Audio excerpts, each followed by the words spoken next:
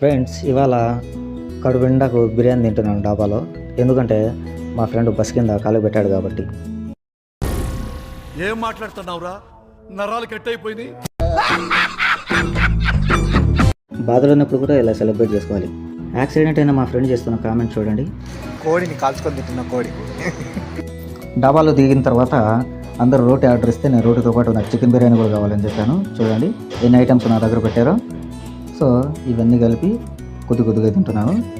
Course ఇష్టపడకండి, బాగా దొరికింది కాబట్టి ఛాన్స్ ఇదే అని చెప్పి తింటున్నాను. బస్సు కింద కాలు ఎందుకు పెట్టాడంటే అక్కడమ్మ ఇక్కడ అబ్బాయి సినిమాలో కారు కింద చేతులు పెట్టడం చూసి ఇలా చేశాడు. ఎవరికైనా చూపించండి రా.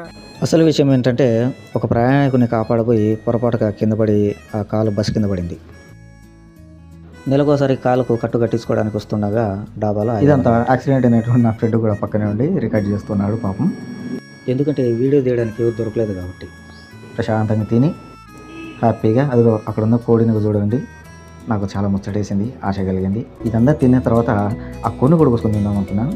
కాకపోతే ఇప్పుడు బాగుండదు తంతర ఫ్రెండ్స్ అని చెప్పి హ్యాపీగా తిని ఎంజాయ్ చేస్తూ వచ్చాను అనమాట. బిర్యానీ అంతా బాగా తిన్న తర్వాత కూల్ డ్రింక్ తాగి కోడిని తిందాం అనుకున్నాను. కానీ నా ప్లాన్ పసిగట్టిందేమో. పక్క నుంచి చూడండి కోడి ఎలా వెళ్తుందో. కార్నర్ నుంచి తప్పించుకునింది. బుషా ఓ దొంగ అదిగో. అసలు ముచ్చటకి ఇది.